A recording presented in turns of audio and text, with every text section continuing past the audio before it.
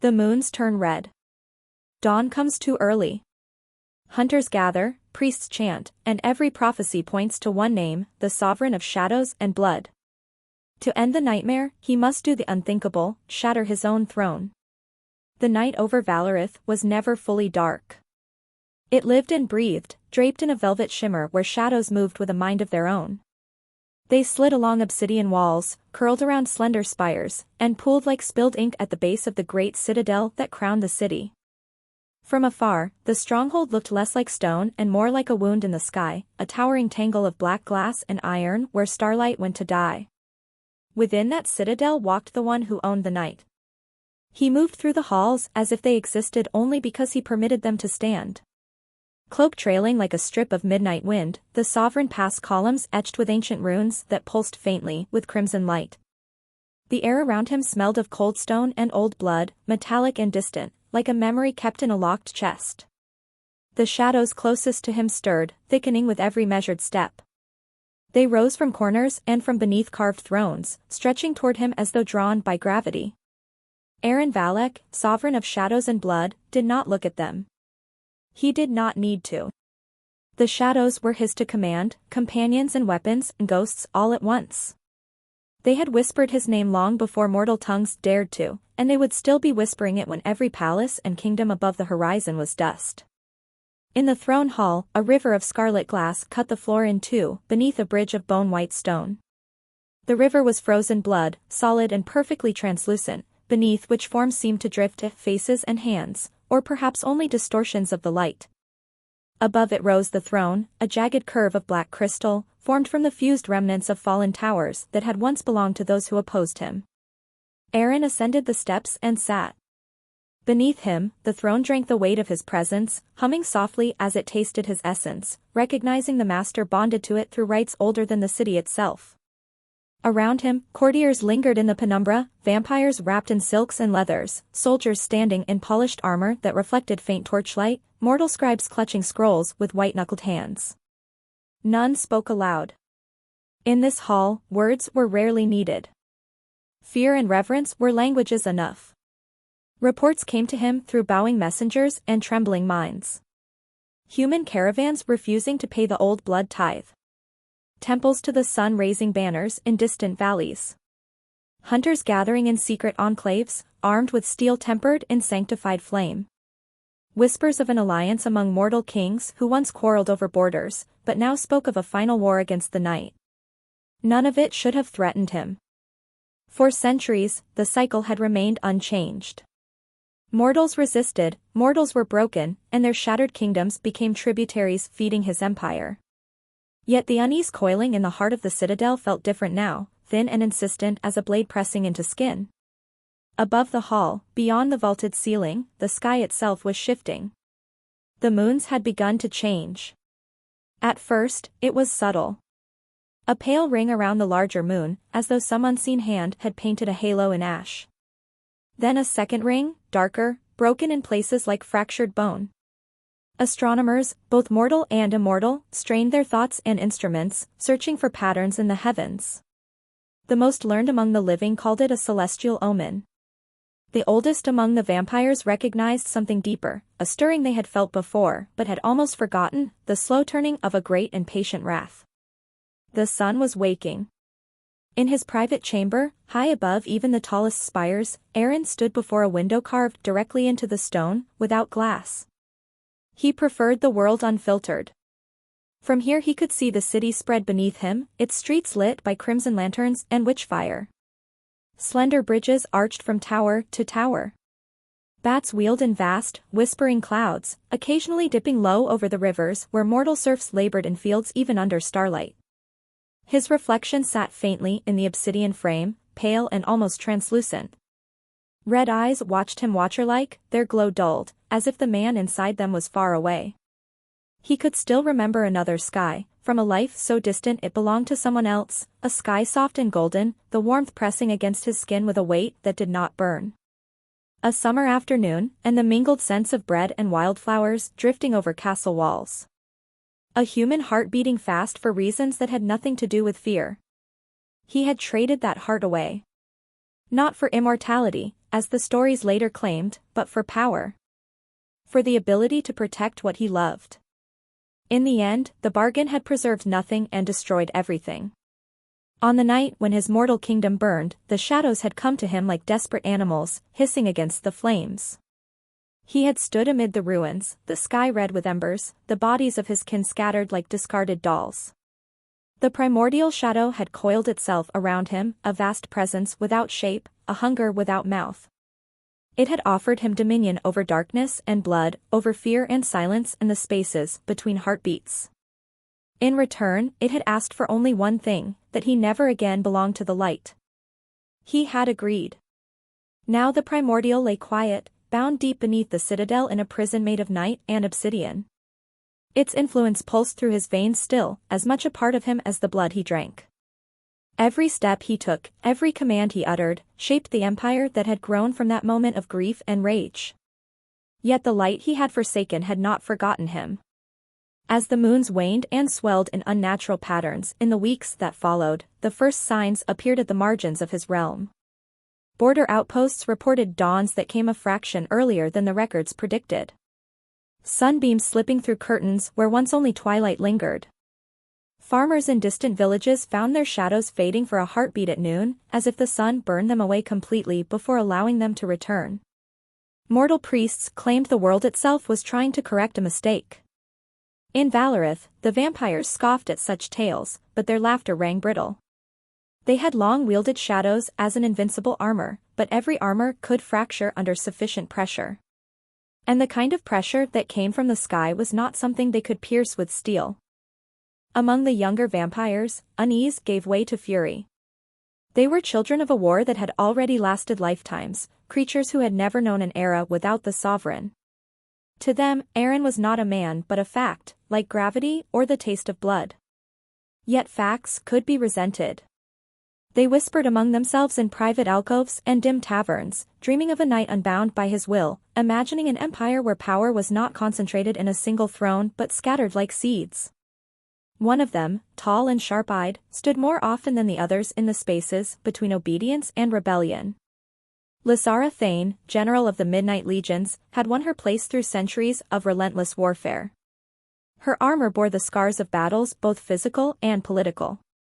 She respected the sovereign because she had seen him dismantle kingdoms with a gesture. She feared him because she had once watched him destroy not just armies, but memories, entire bloodlines erased, their histories devoured by shadows until only silence remained. And yet she saw, more clearly than most, the fragility beneath the seeming permanence of his rule. She saw it in the way the mortal vassals flinched when his name was spoken. In the way old families hoarded relics of sunlight in secret shrines, a shard of stained glass from a burned cathedral, a candle blessed before the fall, a faded tapestry depicting the holy blaze that had once warmed distant lands. She saw it in her own reflection, when she caught herself wondering, between raids, what it would feel like to kneel beneath an unmuted dawn and allow it to touch her, even if only for a single, final instant. Still, she led his armies, carried out his decrees, and believed that any alternative to his rule would mean chaos too vast to survive. Far from Valorith, beyond mountains veined with silver and rivers that ran thin as threads, the last great sanctuary of the sun watched the sky with quiet, fervent hope. The sanctum of Arsalan had been built over centuries, hidden in a canyon where light fell in narrow, concentrated shafts. Here, an order of sun priests and seers preserved rites that most believed lost. They studied the shifting pattern of the moons and the strange dawns crawling across the land.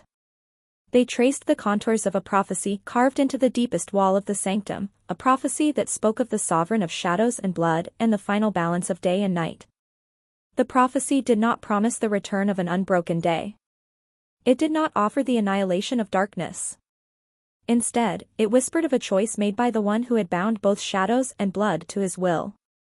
The world, it claimed, would not be saved by the light alone, but by the one who stood at the fault line where light and dark met. The priests debated the meaning of every line, but one phrase remained clear even after endless interpretation: for the dawn to endure, the crown of shadows must be broken by the hand that wears it. In Valorith, Aaron felt the weight of the unseen words pressing on him long before he knew their exact form. Centuries of rulership had sharpened his awareness to disturbances in the unseen currents that ran beneath reality. Now, those currents were shifting under his feet like an ocean preparing to change its tides. He saw it in the dreams that began to plague him. When he closed his eyes to rest, more out of habit and ritual than necessity, he no longer sank into the deep, cold quiet that had once been his refuge. Instead, he found himself in a place that was not entirely memory nor entirely vision. A field of white ash stretched in all directions, beneath a sky the color of bruised twilight. In the distance stood the burned-out shell of the castle where he had been born a human prince. Snowflakes of ash drifted on air that smelled faintly of smoke and rose petals. In this dreaming place, he walked halls that no longer existed, touching charred doorframes and scorched banners. Each step resounded with the echo of lives lost to his choices. A child's laughter, abruptly cut off. A woman singing to herself as she ground herbs in a stone bowl. The rustle of a scribe's quill on parchment. All the small sounds of living people, compressed into a silence that crushed his chest. Here, the shadows did not obey him. They clung instead to the walls, thin and trembling, as if afraid. At the center of the ruin, he found her each time, a figure standing with her back to him, dress hanging in tattered strips from narrow shoulders, hair braided with withered flowers. He never saw her face in these dreams. He did not need to. Once, long ago, she had been the anchor of his world, the reason he had wanted power in the first place. He had reached for the primordial's bargain to protect her. He had failed. In waking life, he never spoke her name. In this dream-ash realm, it broke through his thoughts like an old song, half-remembered and painfully sweet. When he reached out to touch her shoulder, she always dissolved into darkness, leaving behind only a trail of cold across his fingertips. Each time the vision ended, he woke in the citadel with the strange sensation that the air itself had changed. The shadows clung more tightly to the corners. The torches burned a fraction dimmer. Somewhere deep beneath the foundations, where the primordial slept, a low, sullen pulse beat in time with his unbeating heart. News from the outer territories grew steadily worse. Villages once docile under vampire protection rose in scattered rebellions. Makeshift shrines to the sun appeared in basements and cellars, adorned with crude drawings and fragments of gold leaf. Hunters, no longer isolated fanatics but organized companies, struck at supply lines and way stations. They used weapons Aaron had not seen in centuries, blades inscribed with runes that glowed faintly in the presence of vampiric blood, arrows tipped with glass vials that burst into searing light on impact. Aaron responded with surgical brutality. He unleashed his legions in calculated sweeps. He sent the shadows themselves as spies and executioners, slipping into barracks and sanctuaries to snuff out resistance before it coalesced. For a time, the empire bled but did not fall. Yet every victory felt narrower than the last, every rebellion ended with a residue of unease that no amount of blood could wash away. In council, his advisors urged harsher measures. Burn entire districts suspected of harboring priests. Turn every rebellious village into an example. Strip mortals of what few freedoms they still possessed. Clamp down until the world remembered who ruled it. He listened without expression. He had walked that path before, in the early days of his reign, when fear alone had seemed a perfectly acceptable glue to hold a kingdom together. It had worked, up to a point. Now, centuries later, he saw the limits of fear. It bred resistance as surely as it bred obedience. It created enemies too desperate to consider anything but destruction, even at their own expense. Yet the alternative, a gentler rule, a loosening of his grip, felt like an invitation for something far more dangerous to slip through. The sun did not negotiate. It burned or it did not. If he softened, would it interpret that as weakness? He descended deeper into the citadel, beyond the halls known to most of his subjects, down stairways carved from single pieces of stone so dark they seemed to swallow all light that touched them. Here, the air carried a chill older and purer than any above, the cold of places where light had never been born. At the bottom, he entered a vast cavern where the ceiling was lost to darkness and the walls were veined with a substance that was neither rock nor metal. It looked like congealed night, solid but faintly translucent. Within it, shapes moved slowly, as if enormous things swam through a distant sea. This was the prison of the primordial shadow. It had no mouth, no face, no defined edges. It existed as a kind of concentrated absence, a void so intense that it distorted everything around it. Its presence was a pressure on the mind, a whisper without sound that could still be felt behind the eyes. It recognized him as its chosen vessel, its worldly anchor. It recognized his doubt. He stood at the edge of its containment circle, a warded ring inscribed with sigils drawn in his own blood. The lines glowed faintly, a reminder of the day he bound the primordial beneath his city. He had not destroyed it, he had never been able to. He had only caged it and bent it to his will as far as anyone could bend a thing made of pure hunger. Now, as he watched, the entity shifted, compressing itself in a way that suggested attention. Aaron felt its curiosity, its frustration, its amusement at the fragile flicker of what mortals called destiny. It wanted him to choose one path, the path of conquest. It wanted him to deepen the night, to reach into the sky and pull down the moons, to blot out the sun entirely so that shadows would not merely dominate the world, but define its every contour. Through him, it could extend its reach. Through him, it could devour. He considered that possibility, not as a monster might but as a ruler burdened with the relentless arithmetic of power. A world of endless night would be simpler, in one sense. No more prophet-ridden dawns stirring mortals to defiance. No more awkward balance between light and dark. Just one truth, total and unchallenged. But he knew the cost. A world without light would eventually be a world without life. Even vampires, sustained by blood and shadow, needed living hosts to feed upon. The primordial did not care about such nuances. It would happily devour the last human heart and then feast on the silence. He turned away from the prison without drawing on its deeper power. For now. Above, unrest simmered not only among humans but among his own kind. Whispers began to name Lysara as an alternative, a leader forged in field and fire rather than in ancient bargains. She neither encouraged nor fully silenced such talk. It grew in the cracks between her loyalty and her unease, pollen carried by unseen winds. In quiet moments, she considered the possibilities. If the sovereign fell, whether to the sun's final rage or to his own growing contradiction, what would become of the empire? Would it shatter into warring fiefdoms ruled by petty tyrants who understood nothing but thirst? Would mortals rush to fill the vacuum, unleashing purges and crusades that would drown the world in a different kind of blood? She did not crave the throne. The very idea of sitting in that obsidian seat, feeling it drink her essence, repulsed something in her that was older than her vampirism. And yet she could not ignore the fact that someone would have to guide what came after, if anything remained worth guiding. Word of a gathering reached Valorith like distant thunder, a congress of mortal kings and queens, warlords and high priests, all converging on the sanctum of Arsalan. Such unity was unprecedented in living memory. The mortal realms had spent centuries tearing each other to shreds while the vampires watched from their citadels, benefiting from the fractured chaos. Now necessity had pushed them together. They were planning a final assault. The priests had read the pattern in the heavens and declared that a window, a narrow, perilous alignment of sun and moons, would come within the year. During that alignment, the sun's burning influence could be focused, through ritual and relic, on a single target. The sovereign's bond with the primordial had made him that target, like a pillar of darkness standing alone in a field of light. If they struck at precisely the right moment, they believed they could sever his hold over shadows entirely. Such an attack would require a direct assault on Valorith itself. Even united, the mortal armies would suffer catastrophic losses. But every leader who attended the Congress had watched generations die under the vampire yoke. They weighed the cost and found it acceptable. A young seer of the sanctum, burdened with visions sharper and more painful than most of her peers, saw more than armies marching and citadels burning. In trance, she walked a path of cracked obsidian leading to a throne where a pale king sat with shadows pooling at his feet.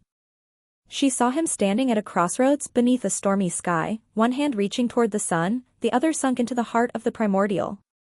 She could not see which direction he chose, only that his choice rippled outward into futures where some version of the world survived. She carried this vision to her elders, who debated until their voices cracked. Some believed the prophecy meant the sovereign might be turned, persuaded or forced to break his own crown.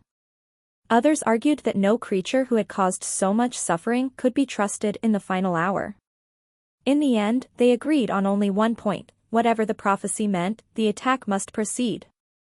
Fate would not wait for their certainty.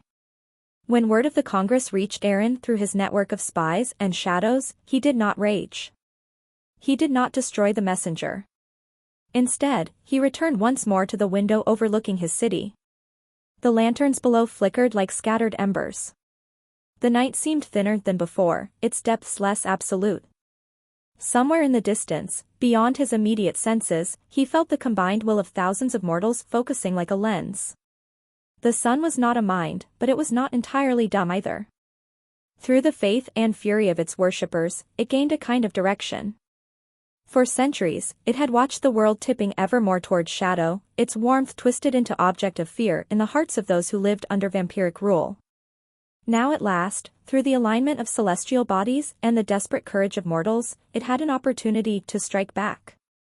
Aaron considered the shape of the coming war. He could meet it as he had met every previous threat, with overwhelming force. He could call up the older layers of the primordial's power, loosening the chains around the entity imprisoned beneath his city. He could transform his legions into walking storms of darkness, send rivers of living shadow sweeping across battlefields to drown armies in an instant. The world would bend or break. Or he could do the unthinkable. He could allow the prophecy, whose exact words he did not yet fully know, but whose presence he could feel scraping against the edges of his awareness, to guide him towards something he had rejected for centuries: balance. The idea sat in his mind like a shard of glass. Balance meant limits on his power. It meant risk. It meant acknowledging that the world was not meant to belong entirely to shadow any more than it was meant to belong entirely to light. He had once wanted power to protect.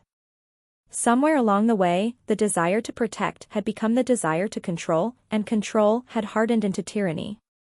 Now, he stood in the strange, uncomfortable space where he could see both the necessity that had led him here and the devastation that had followed. He summoned Lysara to his private chamber. She arrived with armor still dusted from the field, the scent of iron clinging to her like perfume. She knelt, as protocol demanded, but her eyes met his with the directness he had come to rely on. There were few in his court who did not flinch under his gaze. She did, but she mastered the instinct quickly. He told her, without adornment, without the soothing lies leaders often employ to comfort their executors, what approached. The alignment. The Congress. The assault that would be designed specifically to unmake him.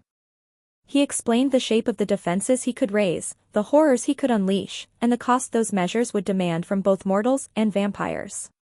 He did not speak of the prophecy's deeper implication, that his own choice was the fulcrum. But he watched her as he laid out the stark possibilities, studying the flicker of thought behind her eyes. Lysara listened, weighed, and responded as a general first. She spoke of choke points and supply lines, of arranging the city's outer rings into concentric kill zones. She detailed how to use the citadel's height to rain destruction on approaching armies, how to leverage the vampire's superior speed and strength in guerrilla strikes. Then, slowly, she allowed herself to think beyond pure strategy. She envisioned the fields outside Valorith soaked in blood, corpses rotting under a sun that might be about to grow more intense than any had known. She pictured the mortal kingdoms that would collapse in the aftermath, even if the vampires triumphed. A victory purchased at such a price might be indistinguishable from defeat. She asked him, not as subject to sovereign, but as soldier to commander, what he truly intended. He answered in the only way he could, not with comforting certainty, but with a truth that tasted bitter on his tongue. The Empire could survive the assault if he surrendered fully to the primordial's power. The world, however, might not. In the days that followed, preparations for war proceeded on all fronts. For the mortals, it was a frantic, prayer-laced endeavor. Blacksmiths forged weapons late into the night. Priests inscribed runes on shields and armor. Messengers rode until their horses collapsed beneath them. Families wept as they sent their strongest to fight. In Valorith, the preparations were quieter but no less intense. Vampires polished their armor and honed their weapons, but they did so with a kind of weary inevitability. Many had seen centuries of conflict, some had watched entire continents shift in patterns of alliance and war. To them, this was another turn of an ancient wheel. Yet even the oldest felt the difference this time. The air itself vibrated with anticipation, a cord stretched to the breaking point. Aaron walked his city as he rarely did, without escort, cloaking himself only minimally in shadow. He moved through markets where mortals bartered under the watchful eyes of vampiric overseers. He passed through districts where the poor huddled in cramped dwellings, clutching scraps of food and faded tokens of lost gods. He observed, with a gaze sharpened by centuries and dulled by repetition, the quiet cruelties and small kindnesses that underpinned his regime. He found himself in a narrow alley where a mortal woman, face lined by hard years, knelt by a cracked wall. Before her, in a small hollow of chipped stone, she had placed a single coin and a shard of glass that caught what little light there was. Her lips moved soundlessly as she bowed her head. She did not know the sovereign stood behind her. If she had, terror would have obliterated whatever fragile hope she was summoning. He watched her for a long moment. Her devotion was not to him. It was to the possibility that the world might yet change. He left her untouched. Once, he would have ordered such shrines destroyed, their builders punished. Now, he simply moved on, the image lodged like a seed in his thoughts. On the eve of the alignment, the sky over the world grew strange. The larger moon turned a deep, bruised red, ringed by a halo of pale gold. The smaller moon faded almost entirely, reduced to a ghostly sliver. At noon, the sun's light seemed to flicker, as though something vast and unseen moved between it and the earth. Animals grew restless. Birds wheeled in erratic patterns. The shadows cast by trees and towers stretched in unnatural directions, sometimes pointing not away from the sun but toward it. Armies assembled. Outside Valorith, the combined forces of the mortal realms gathered in a vast, uneven semicircle. Banners from a dozen kingdoms fluttered side by side. Lines of infantry bristled with spears and shields. Cavalry stamped and snorted, their armor clinking. At the center of the host stood the priests of the sun, their robes embroidered with gold thread, their hands wrapped around relics that glowed faintly even in the shadow of the looming citadel. Within the city, vampires took their positions along walls and towers. Ballistae loaded with bolts tipped in enchanted obsidian aimed outward. Shadowcasters, mages who specialized in shaping the darkness Aaron commanded, stood ready in guarded rings, their eyes closed in concentration.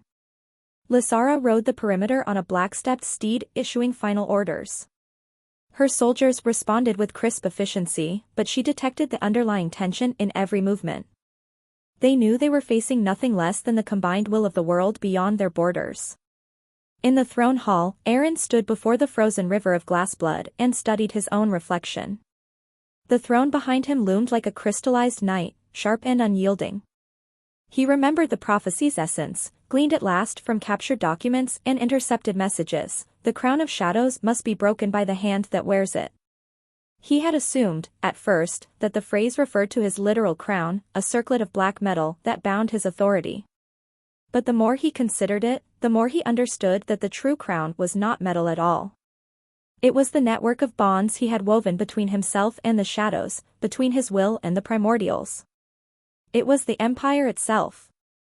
To break that crown would be to shatter the foundation of everything he had built. It would mean releasing his hold on power in a way that might never be recoverable. The primordial's presence coiled around his thoughts, offering seductive alternatives. It promised to protect him, to elevate him beyond even the concept of defeat. He needed only to let go of his restraint. He stepped away from the throne. Outside, the first horns sounded. The mortal armies advanced, their lines shifting from a static wall into a rolling tide. Drums beat time with thousands of footsteps.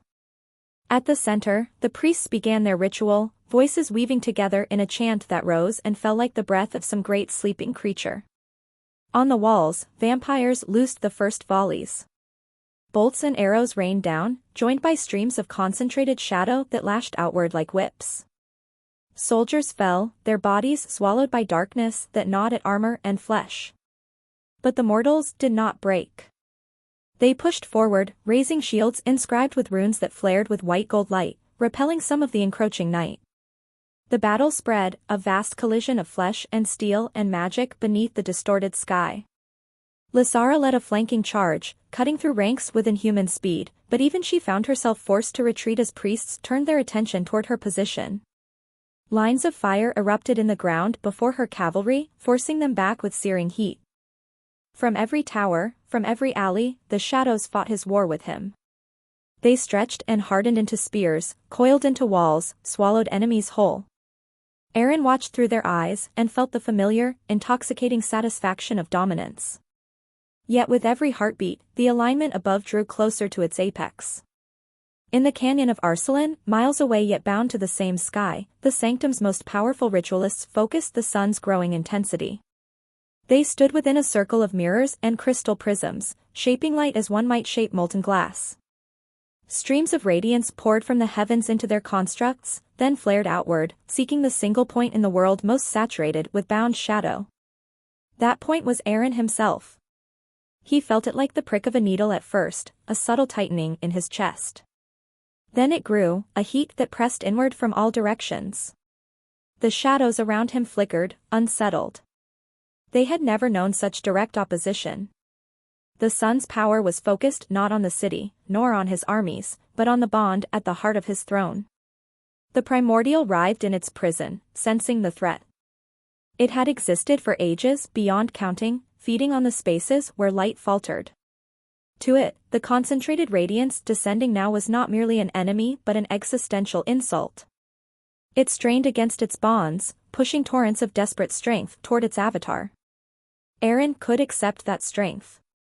He could open himself fully and become the perfect conduit for the primordial's power. He could turn the incoming light into fuel for an even deeper darkness. Or he could do what the prophecy demanded. On the walls, Lysara saw the first visible sign that something profound had shifted. The shadows that had been so responsive to her commands began to move sluggishly, as though struggling through tar. The bolts of darkness hurled by the mages weakened, their edges fraying. She looked toward the citadel's highest tower and saw the air around it shimmering, as if heated by an invisible flame. For the first time in her long existence, she felt genuine fear, not of defeat alone, but of annihilation. Deep beneath the citadel, the sigils around the primordial's prison blazed with painful intensity. Cracks spiderwebbed through the obsidian floor as the entity surged. Its hunger slammed against Aaron's mind, offering oblivion wrapped in the false promise of invincibility. He stood at the center of a storm no one else could see, surrounded by layers of power and intent woven over centuries. His empire, his subjects, his enemies, the sun, the primordial, all of them pulled at him, demanding he choose a side. He remembered the alley shrine, the mortal woman's bowed head. He remembered the ash dreams and the figure in the burned castle. He remembered the first night he took the primordial's bargain, kneeling in blood and ruin, believing that more power would always be the answer. Slowly, deliberately, he extended his will not to tighten his grip on the shadows, but to release it. The crown he had built inside himself, the intricate lattice of bonds tying his existence to the primordial's essence, began to crack. Each fracture sent shards of pain lancing through him as if his very identity were being chipped away. The shadows screamed in his thoughts, outraged and terrified. The primordial thrashed against the sudden loosening, trying to deepen its hold. He did not allow it. On the battlefield, the ground shook. Vampires and mortals alike stumbled as waves of unseen force rolled through the air. The shadows that had been extensions of Aaron's will convulsed, then collapsed inward, forming dark vortices that sucked in loose fragments of radiance. For a moment, chaos reigned. Orders faltered. Lines broke. Lysara, fighting in the thick of the melee, watched as a column of pure shadow rose from the heart of the citadel, twisting toward the distorted sky. At its core, she sensed her sovereign's presence, not towering and unshakable as always, but strained and uncertain. In the canyon of Arsalan, the ritualists felt an unexpected shift. The target of their focused sunlight was changing, its contours altering. For centuries, the sovereign had been a fixed node of darkness in the world, a stable anchor. Now, he was moving, not physically, but spiritually, shifting his position on the great scale that balanced light and shadow. This change did not weaken the beam they directed at him. It complicated it. The sun's concentrated power streamed down regardless, searching for darkness to burn. But as Aaron broke his crown of shadows from within, he changed how that darkness existed. He severed his deepest bonds to the primordial, one by one. Each bond snapped with the force of a breaking star. The entity roared in silence, a sound that rattled the bones of the citadel. It surged upward, trying to escape through him, to pour into the world in one final, catastrophic tide. Aaron took that tide into himself instead. For a brief, impossible moment, he existed as a bridge between extremes. The primordial's endless hunger on one side, the sun's concentrated wrath on the other. His body, his mind, his history, all became a conduit through which these two vast forces collided. Light and shadow met inside him. The impact was not an explosion, not in any physical sense. It was a rewriting. The bonds that had once allowed him to command darkness now became pathways for the light to enter and transform it. The shadows no longer belonged to the primordial alone. They were infused with something they had never contained before, the memory of warmth. On the walls of Valorith, the night peeled back like a curtain. Not completely, not forever, but enough for shafts of sunlight, strange and muted, to spear through the distorted sky. They touched vampires and mortals alike, not with the searing burn of old legends, but with a steady, painful brightness that did not kill instantly. Vampires cried out, shielding their eyes. Some fell, smoke rising from their skin. Yet not all turned to ash. Those who had fed most ravenously on fear and suffering, who had reveled in cruelty, found the light's judgment harsher. Their bodies cracked and flaked away, dissolving into dust carried on a wind that smelled of iron and rain. Others, whose centuries had included moments of reluctant mercy or unacknowledged regret, endured. The light burned away something in them that had clung tightly to the primordial's pure hunger, searing out the darkest scraps while leaving behind a new, unfamiliar vulnerability. Mortals on the battlefield stared upward in awe and terror. Some dropped to their knees, convinced they were witnessing the end of the world. Others surged forward, thinking victory had come. Lysara fell to one knee, her armor steaming, her skin blistered. She felt something tearing loose inside her, a thread that had always connected her to the deepest wells of shadow. For the first time since her turning, she felt truly, brutally aware of the weight of her own choices, unsoftened by the comforting haze of predatory instinct. In the canyon, the ritualists struggled to maintain the flow of their working. The phenomenon they had triggered was no longer under their precise control. The sun, once focused neatly through their intricate constructs, seemed to have found its own way of interacting with the darkness at the world's heart. In the citadel, at the center of the maelstrom, Aaron burned. Not with flames that consumed flesh, but with the friction of forces ripping through him. His form wavered, shifting between solidity and shadow. Memories rushed through him in a torrent, his childhood under a kinder sun, his first taste of blood, his coronation among whispering courtiers, battlefields strewn with corpses, the ash dream woman turning away from him again and again. He clung to the one thought that had begun this final, terrible act: the world needed balance, not domination. Darkness had its place, as did light. But neither should devour the other wholly.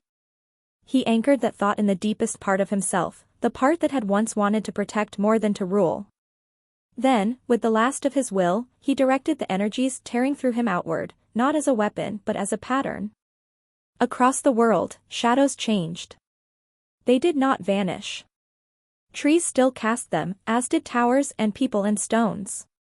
But they lost the subtle, oppressive weight they had carried for centuries. No longer were they an extension of the primordial's hunger or the sovereign's iron will. The darkness under beds, in caves, beneath bridges became once more what it had been before his bargain, the simple absence of light, a place of rest and mystery, not automatic terror. In the same breath, sunlight shifted as well. It shone brighter in places long starved of it, yet did not scorch with mindless cruelty. Its touch became something the world could adapt to again, rather than an enemy for all creatures of the night.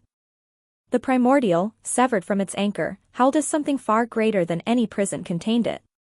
The collision with the sun's concentrated essence had remade it as well.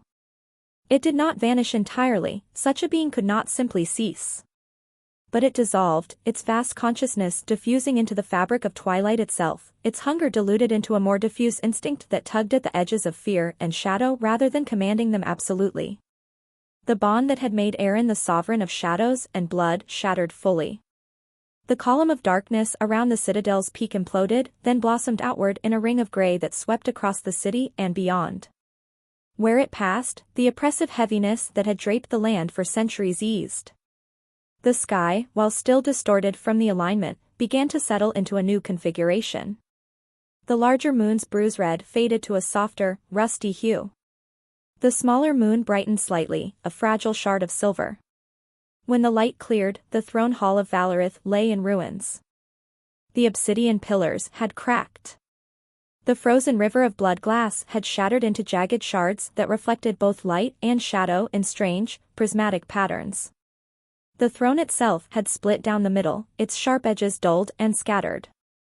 At the center of the wreckage lay Aaron. He did not rise. His body, once so infused with shadow that it seemed carved from moonless night, had taken on an almost human pallor. Faint lines of gray traced his skin, like marks left by evaporated ink.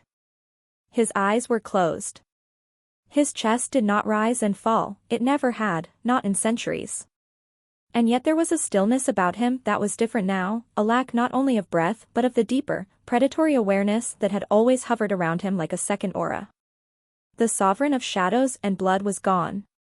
The man who had once been a prince lay where his throne had stood, a bridge burned behind him and a world altered in his wake. Outside, the battle faltered and then sputtered out. Vampires stumbled, disoriented, their usual certainty in their own superiority shaken at a fundamental level.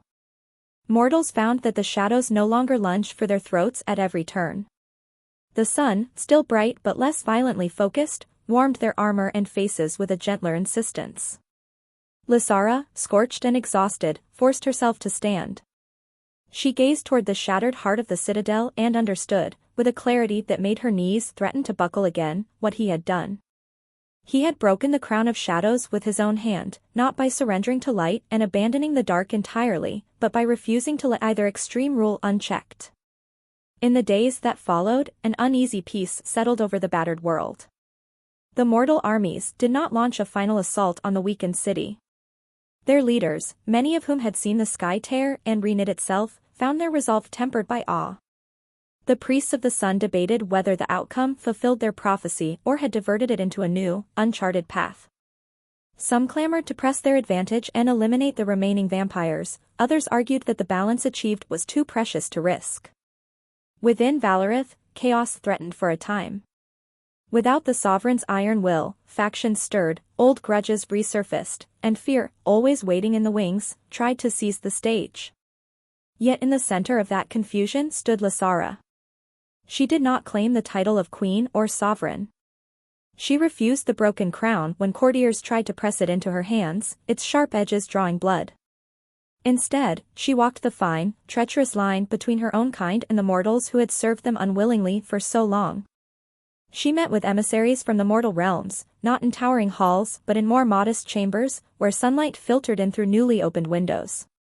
She negotiated the terms under which vampires would continue to exist, bound by stricter laws, unable to rely on the overwhelming dominance of shadow, forced to coexist with humans who were no longer mere cattle.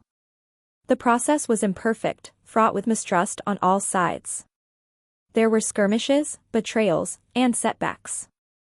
But the old, rigid structure of absolute rule had been cracked open. In its place, something messier and more fragile grew.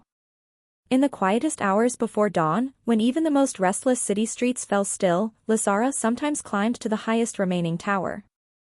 She stood where Aaron had once stood and looked out over a world that no longer belonged wholly to night. The sky held its scars.